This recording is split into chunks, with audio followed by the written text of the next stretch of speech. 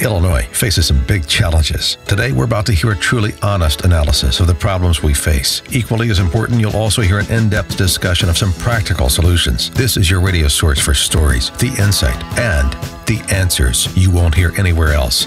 Not in the media and not coming from Springfield. You're listening to Illinois Rising, presented by the Illinois Policy Institute. Now, here's your host, AM 560's Dan Proft.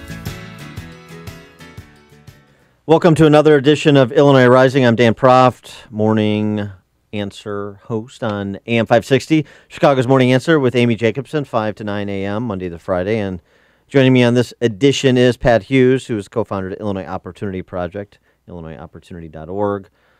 Pat, Illinois is on the cusp of making some history. Of course, because it's Illinois, we're talking about ignominious history, but it's potentially going to be the first state in the history of America to have its credit rating downgraded to junk. And the reason is because we don't pay bills and we make commitments we can't finance, and all of those things are not only starting to seize up the system, they're starting to capsize, particularly when we talk about, for example, City of Chicago pension funds. Yeah, and this has been in the making, Dan, for a long, long time, and it's based on intentional actions, and we talk about this all the time, that politicians have taken over time. So this spot we're in right now, if you look, backwards, it was inevitable for us to get here. And now the question is, and this is a really, really tough question with Governor Rauner and Madigan in the 2018 election, what do we do to try to, slowly get ourselves out of it? Well, for an answer to that question, if there is such an answer, we're pleased to be joined by CNBC contributor and market analyst Jim Iuorio. Jim, thanks so much for joining us again. Appreciate it. Thanks for having me. And also, it's worth pointing out, Jim's in the same boat with us because he's an Illinois resident up in northwest suburban Cook County. And Jim, we're having this conversation against the backdrop of Puerto Rican bankruptcy of sorts, trying to resuscitate that U.S. territory, and the comparisons between Detroit and Stockton and Puerto Rico to Illinois. The funny thing is that this should be a great thing for us to be able to see our future. But it doesn't ever really turn out to be. People are watching it and saying, what happened in Puerto Rico? And the politicians in Illinois seem to be scratching their head going, geez, I don't know how to fix it. Where the solution seems relatively easy. It's beyond comprehension. Well, and so, we're talking about, thinking about what happened in Puerto Rico. You're asking, they're asking, as it happened in Detroit, bondholders to take a haircut. But also, going back to Detroit, public sector pensioners took a haircut too. And is there a way out of public sector pension funds like Chicago's police and fire pensions that are less than 30% funded that doesn't involve haircuts for everybody? Well, if there is, I don't see it. To put it in some sort of perspective, is that unfunded pension liabilities from 2015 to 2016 went up $18 to $19 billion in this state. Now, that's a one-year change. To put that in perspective, in an entire year, Illinois only collects about $40 billion in taxes. So that's just the change in 1 year. So you tell me, does that seem to be a sustainable track? Because, obviously it's not. And one thing that jumps out at me, too, which I find fascinating, is Moody's, one of the downgrades they just did, Moody's came out with a statement and said, raising revenue by increasing taxes in Illinois is not a viable solution.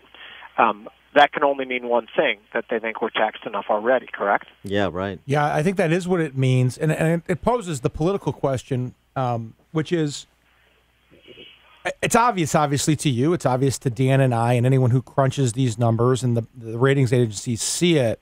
You can't tax your way out of it, and there are solutions that are presentable. I think the governor's trying to do some of this structurally. What do you think is motivating people in the face of all of this evidence to keep on keeping on? Why aren't they willing to change? Is it because they're responsible for it and they don't want to acknowledge that, or what? Well, first, to look at a whole picture of it, you need to take two giant steps back and look at the federal situation. And interest rates being low across the curve and having been that way for 8 to 10 years.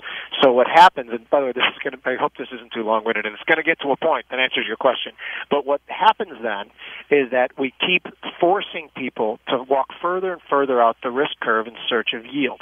So what happens is malinvestment, and people will lend money to places that they shouldn't lend money to. Now, this is quite provable through BBB to U.S. Treasury credit spreads, which are so tight right now, meaning people are jumping into risky things. So what's happening, which is fascinating to me, is that the bond market keeps supporting Illinois and lending them money. We know it's because there's no other alternative to get yield in this world, but what it allows Illinois to do is not fix their problems in real time and roll the dice for what happens in the future. This is a terrible thing. This ends up making the problem much worse long term, as we're seeing. And don't we have a moral hazard problem, too, coming from the bond markets where you've got government prioritizing, essentially ensuring, guaranteeing bondholders' returns so that they do allow Chicago and the state of Illinois to continue to borrow? So, yeah, this is something me and my team debate about quite a bit. And I think what you're alluding to is there some sort of implicit government bailout backing in all these sort of bonds. And I believe that there absolutely is. But again, you can even say that there's an explicit government backing the bonds when the government takes away your ability to buy U.S. Treasuries and get a safe rate and forces you to lend money to Puerto Rico and Detroit. And then all of a sudden, wow, that wasn't a good investment to buy Puerto Rican bonds. We could have told you that the whole time. But pension funds are putting and all funds, people need to get yield or else they're going to get fired. So absolutely there's a moral hazard, and it proliferates malinvestment all over the board. And on the search for yield that you're talking about, so that's on the one side of it. On the other side of it, these pension funds that are trending towards being upside down, they're doing the same thing. So they have to make riskier investments to try and generate a greater return than they otherwise would if they were fully funded, so they can continue to pay out beneficiaries, into the foreseeable future. I mean, isn't that what's happened to, for example, the Chicago Teachers Fund? Sure. To put that in perspective, too, 15 years ago, the pensions in Illinois averaged 35% of their funds in fixed income vehicles. Now that's gone below 20%. They've increased investment in stocks and in real estate and in things that have proven to be far more risky in the past. Now, everything works out fine if the stock market can just triple again like it has in the last 8 years. The only problem with that is that's never, ever happened before. So I don't really predict the stock market tripling in the next 10 years. So to say that they've walked a little far out the risk curve onto some precariously unstable branches, I think is a bit of an understatement. So what you have is it's the problem gambler.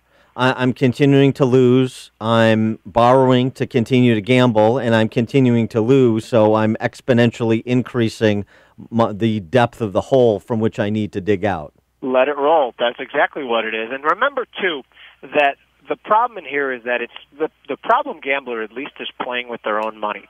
But people who are doing it in the pension funds, this is obviously other people's money, and they're trying to protect their job. I do have sympathy for them. When people are saying to you, you promised us 8% return, you only got 4%, what are you going to do? We're going to fire you. I understand how they come to the conclusion to get ever more risky, but it's slightly different than the problem gambler, but a close cousin. What happens when the pension funds go bankrupt or the federal law changes and it allows states to go bankrupt? Then how does that going out on the ledge impact them, and how will that impact the people who have invested in the economy as a whole when those bankruptcies, if they're ever allowed to happen, come due? Well, the ones, the hedge funds, the people who are lending money to Illinois, they understand the risk that they're getting into. The pensioners are the ones I think who are being so misled, and they think that arguing vehemently now to get a 100% on every dollar is the right thing to do. Where in reality they should be arguing to come to a situation that's tenable, that we can go forward with. So what happens, and people always say, well, states can't go bankrupt. Yes, states can't go bankrupt until they can. Commonwealths couldn't go bankrupt until the Congress got together and decided that Puerto Rico could, or do something similar to bankruptcy. So that is always a possibility, and I believe it's a possibility here. I think the saddest part of this whole thing is that the teachers union should be saying, okay, we are willing to work in order to save this, but they don't believe it. They believe that we can tax our way out of it. There was a guy, I was listening to the more Democratic radio station the other day, and there was an alderman from Chicago, and I know that he was talking about Chicago's problems and not the state's, and he was talking about underfunding and how we're going to raise taxes to meet our revenue needs and how we're going to corporations should be a head count tax. And I'm thinking to myself, geez, the one thing you want to do is have corporations want to hire people right now, and you're going to go with the exact opposite tax to exacerbate this problem. All you have to do is look at the mistakes that Detroit made and see what the ramifications were. This is not, we're not in a vacuum. This has happened before. There's right things to do and wrong things to do. And it was Puerto Rico did the same thing. They, hammered the people that the tax eaters, the tax eating Pauls say these are the people with the ability to pay. And guess what happened? Those people with the ability to pay the one thing that's stopped doing business. Someone said that the only thing that are unavoidable is death and taxes, and that is a mischaracterization. Death is the only thing that's unavoidable. Taxes certainly are avoidable, and there's many ways to do it, many of them even legal. And people will avoid paying taxes, and they'll vote with their feet. And keep in mind, you look at the numbers of people who are leaving the state of Illinois, or any Hartford, Connecticut. Let's throw that out there too. The people who are leaving Hartford, Connecticut, they narrowed it down to about 100 people who are leaving Hartford, Connecticut. Granted, they're all hedge fund managers who make $1 billion, but 1% of the people tend to pay about 20% of the taxes. So the number of people walking out of your state might not look alarming. Just take a look at the amount of wealth that's moving out of your state, and that's what really should keep you up at night. He's Jim Iuorio, CNBC contributor, market analyst, for an expansive review of Jim's views on this and many other topics. You can go to upstream-ideas.com, where I sat down and did a long against the current interview with him just a while back, some of the issues that we talked about then, just as salient now as they were then. Jim Iuorio, thanks so much for joining us. Appreciate it. Thanks for having me.